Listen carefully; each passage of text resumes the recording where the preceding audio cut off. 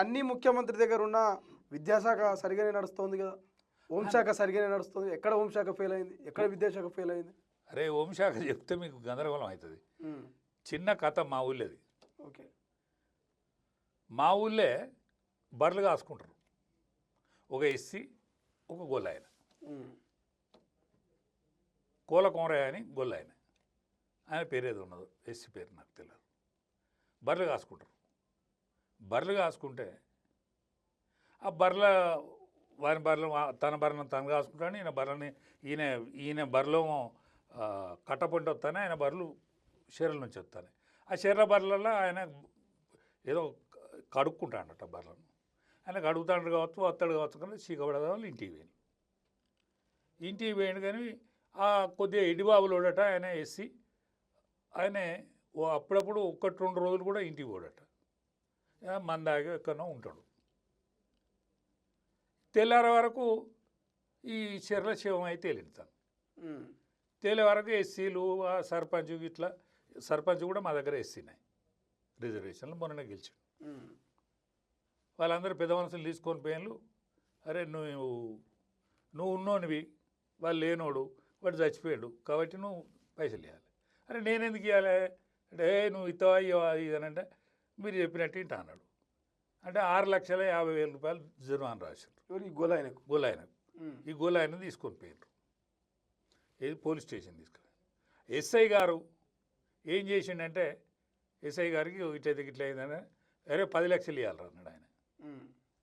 నేను ఎందుకు ఇస్తాయా నా దగ్గర అంటే, వాడు 10 లక్షలను ఒప్పుకునేదాన్ని కొట్టాడు. 10 లక్షలను ఒప్పుకునేదాన్ని కొట్టాడు. మా ఇంటి ముందట ఇల్లు ఉంటుంది, రాత్రి నాకు ఫోన్ చేసి ఇట్లా అన్న ఇట్లా జరిగిందంటే, నేను రేపు వస్తానని నేను పోయినా. వాళ్ళందరూ వచ్చినాక ఎస్ఐ గారికి నేను ఫోన్ చేసిన. ఎస్ఐ గారు ఏం సంగతికి ఇట్లా ఇది విషయం ఏంటంటే, అవును మన్ని అవును అది వాళ్ళ పొరపాటే కదా. ఎట్లా పొరపాటు, ఏమైనా చంపినరా? చంపితే మీరు కాదు కదా పరిష్కారం చేసేది, పెద్ద మనుషులు కాదు కదా పరిష్కారం చేసేది. పెద్ద మనుషులే పరిష్కారం చేసేది. పెద్ద మనుషులకు ఏమైనా అధికారం ఉన్నదా? కోర్టులు ఉన్నాయి కదా, కోర్టులు చేయాలి కదా. మీరు ఏదో గట్టిగా మాట్లాడతాను, నేను రికార్డు చేస్తాను. రికార్డు చేయండి, నేను సరి అయిన వ్యక్తినే, నేను సోషల్ మీడియాలో మాట్లాడతా, నేను రాజకీయ జీవితంలో ఉన్నోడిని, నేను అనేక కష్టాలు బాధలు తెలంగాణ కోసం పడ్డోడిని. పడితే పడండి, మీరు సోషల్ మీడియా ఉంటే న్యాయం దిక్కే ఉంటారు కదా. అన్యాయం దిక్కుంటే నన్ను రానియరండి, న్యాయం దిక్కుంటేనే రానిస్తారు ఇదని చెప్పిన. రికార్డు చేస్తాను, రికార్డు చేయి, నాదేమన్నా పొరపాటు వాడు కనుక దొరికితే నేను పొరపాటును ఒప్పుకుంటా, కానీ ఈ కేసు కరెక్ట్ కాదు, ఇది కోర్టు పరిధిలోకి వస్తుంది అని గట్టిగా చెప్పిన. చెప్పినా కూడా ఆయన ఇల్లే. ఈయనక వీళ్ళ మీద ఒత్తిడి చేస్తే వాళ్ళు ఇంట్లో నుంచి పరారైతే తెల్లారి మళ్ళీ వాళ్ళు ఊళ్ళో పోయి ఒత్తిడి 10,000 మేము 1,00,000 ఇచ్చినాం, మిగతా 1,50,000 ఇంకా 6.5 లక్షల తర్వాత 7.5 లక్షల తర్వాత ఇవ్వాలి. ఇట్లా ఒత్తిడి చేసి, అంటే మొత్తం 10 లక్షలు కాను, అంటే ఒత్తిడి చేసే వరకు నేను వాళ్ళ ఎమ్మెల్యే గారు కూడా ఫోన్ చేసిన.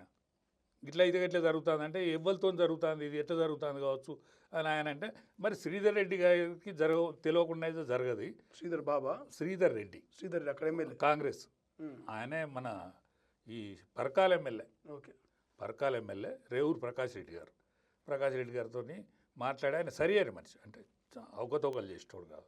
మరి మీకున్న మంచి పేరు చెడిపోతుంది బాయ్ సాబ్, ఇదంతా మంచిగా లేదంటే, రాదన్న మీరు ఏదైనా ఉంటే సరి అయిన విషయం చెప్తారు, నేను మాట్లాడుతూ సంబంధించిన వాళ్ళతో అన్నాడు.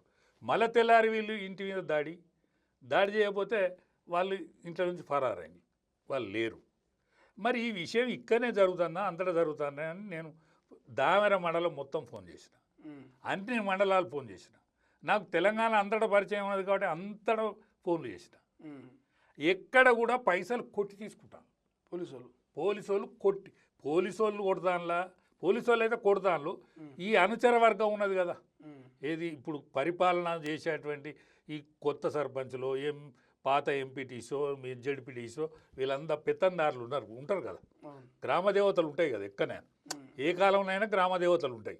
ఈ గ్రామదేవతల దోపిడా, పోలీసు వాళ్ళ దోపిడా, హోమ్ మినిస్టర్ యొక్క వైఫల్యమా, ముఖ్యమంత్రి యొక్క వైఫల్యమా? హోమ్ మినిస్ట్రీ ఆయనకే ఎందుకు ఉండాలి? ఇంకో హోమ్ మినిస్ట్రీ ఉండొచ్చు కదా. విద్యాశాఖ ఆయనకి ఎందుకు ఉండాలి? ఇప్పుడే కేశవరావు చూస్తాడు కదా, కేశవరావుని చేయి విద్యాశాఖ మంత్రిని. నువ్వు కేశవరావుని చెయ్యి, నీకెందుకండి నీకు తెలియకుండానైతే ఏం జరగదు కదా. అసలైన తొలి వెలుగు. ఫాలో వాట్సాప్ @తొలి వెలుగు official.